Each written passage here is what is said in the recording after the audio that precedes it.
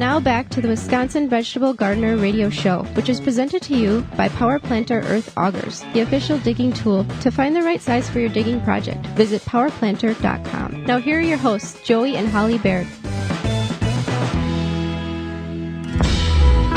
Welcome back to the Wisconsin Vegetable Gardener Radio Show. Let's go to the hotline, Holly, and bring in our guest for this week. Bevin Cohen is an author, herbalist, gardener, seed saver, educator, and owner of Small House Farm in Michigan. He offers workshops and lectures across the country on the benefits of living closer to the land through seeds, herbs, and locally grown food, and he's published numerous works on these topics, including the best-selling Saving Our Seeds and his highly anticipated book, The Artist and Herbalist, which will be coming out spring of 2021, and it's already on pre-order. He serves on the board of the International Herb Association and the Advisory Council for the Community Seed Network. Learn more about Cohen's work at his website at smallhousefarm.com. Welcome to the program, Ben. Joey and Holly, thank you so much for having me. Well, thank you for taking time out of your obviously very busy schedule to join not only Holly and myself, but all of our listeners across the country. You're going to educate us and our listeners on some things here. Well, I'm looking forward to it. I really appreciate you guys inviting me on. You're welcome. Now, saving seeds is an important practice for the home gardener. Why are saving seeds so important from your own garden? And also, why would you encourage people to do so? Well, I save seeds from our garden for a variety of reasons, and they're all reasons that I would encourage others to do it as well. We could think of it as simple economics. It's less expensive to save my own seeds than to purchase them every year. These seeds that I save in my own garden are locally adapted to produce better, perform better right here in my own garden. Every time I buy seeds, it's kind of like pushing the reset button and starting over with seeds that are coming from, who knows where they even come from sometimes. These locally adapted seeds are going to perform so much better. We could talk about genetic preservation. We could talk about the history of our heirloom seeds. Every one of these seeds that we pass down throughout the generations, these heirlooms, they're filled with stories and the history and culture of all these people. Everyone that's grown this seed before us has their fingerprints on it in a way. That's powerful, The sense of community. I think that's my number one, though, Holly. When we get together to save and share our seeds amongst our communities, that's a powerful thing that we can do.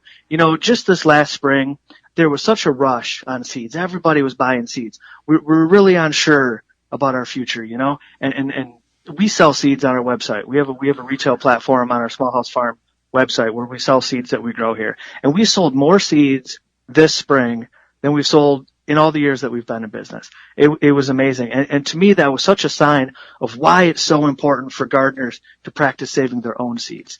That ensures food security, and that's the most important reason of all.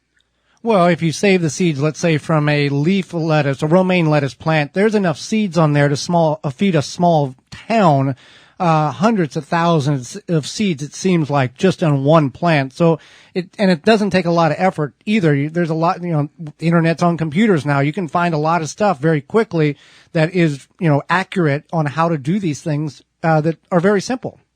Oh, you're absolutely right. I mean, the example that you use as a lettuce, that's a wonderful example. If we think about that, we plant one seed to produce the lettuce, but that one plant will produce 30, 40, 50 flowers, and each flower will have 12 to 16 seeds. Now, you can do the math on that, Joe, if you want, but that is exponential, right? Just a handful of seeds becomes hundreds of seeds so quickly. And it is. The resources on the internet make it so it's something that everybody can do. Now, with that same passion, your latest book, Saving Our Seeds, tell us what it is about, what inspired it, and what is something notable our listeners may be interested in for purchasing it. Well, sure. Now, Saving Our Seeds is the second book about seed saving that we've published. This one, it really starts out as a how-to guide, right? It will walk you through all the technical aspects of how to harvest, process, and store seeds from 43 different species. So it's pretty comprehensive in that aspect.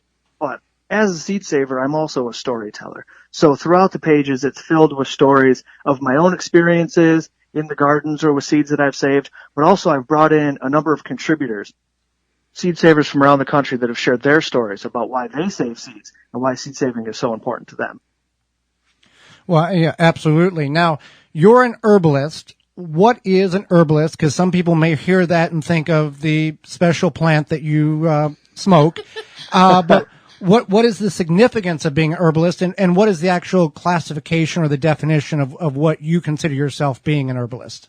Oh, sure. Now, so I guess the first thing that comes to mind, well, for me, I see what's the first thing that you think of, Joey, but for me, the first thing I think of, I suppose, an herbalist is somebody that maybe works with plants to produce medicine or beauty and wellness products, right? Or we could think of maybe a culinary herbalist, somebody that uses herbs to highlight the nutrition and flavor of the food that they produce. But I think really at the core of it all, an herbalist is somebody who has a relationship with the plants that they grow. Right. They understand the plants that they grow to such a point that they can harness these benefits that the plants offer to us, and they can work hand in hand with these plants to create wonderful things to share with themselves, their families, and their communities. And I guess an herbalist is kind of like a modern day farmer. There's fewer and fewer and fewer and far between compared to 50, 100 years ago. Oh, you're right. You know, Mother Nature provides for our every need. Underneath every footstep is everything that we need. And we just need to learn to listen to Mother Nature's voice and maybe hear it a little bit differently. And she's telling us everything that we need to know. Everything that we may need in this life, Mother Nature provides it. And the herbalist maybe translates that language a little bit to the consumer to help them see the benefits of what she has to offer. Well, true. I'm not a doctor. Holly doesn't claim to be one either, but I've always said whatever the body is sickened from, there's something in nature that has been provided to heal the body. That's a fact. Definitely. Now we are talking with Bevin Cohen, he's an author and from smallhousefarm.com. Now people hear sustainable living and have misconceptions about it. What does it mean to you? Can people practice it on any level, no matter where they live? This is a great question, Holly. I love this question. Now, sustainability is such an important topic, but one that there is so much misconception around. Now, I would have to say that to me, sustainability is maybe producing more and consuming less, right? If we focus on our lives, if we take a moment to kind of analyze how we go about our day, and we think about how much we consume, how much we use, how much we take from the system, and if we are honest with ourselves and make more responsible choices, and opposed to taking so much, maybe we try to give back a little bit more. Maybe we try to produce more than we consume. You know, I think that creates a more sustainable environment, right? Now, sustainable, do we want to sustain where we're at right now? Do we want to just stay at this level, or do we want to grow beyond that? I think perhaps we'd like to grow beyond that, but baby steps.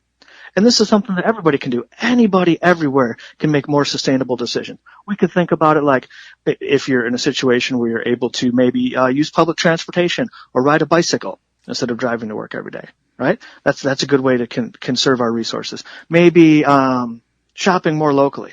Meet one of your local farmers. Take a moment to get some locally produced food that doesn't have to travel as far. Or we can take it one step further, and I think that your listeners may be already into this, growing a little bit of their own food, right? Even if we have a limited space, even just a balcony.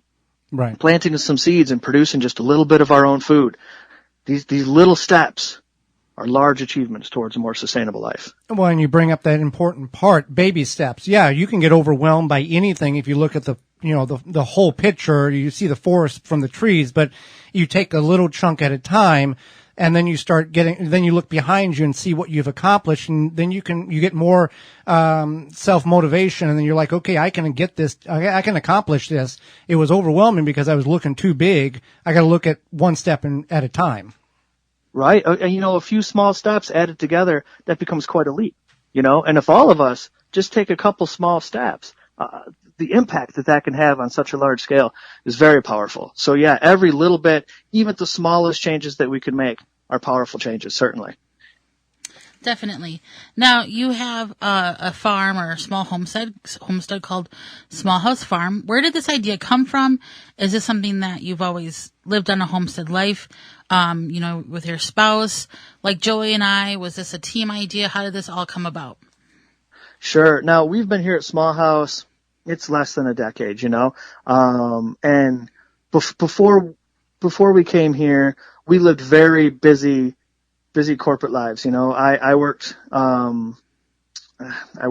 lot, 9-to-5 style work, and as did my wife. And Small House was really an effort to simplify things, to slow down a little bit, to kind of step away from the hustle and bustle and learn to appreciate all of the small moments, and it's really kind of taken on a life of its own. Small House has kind of led us to where we are on its own, really. We just had to kind of step out of the way and let nature take her course in a way.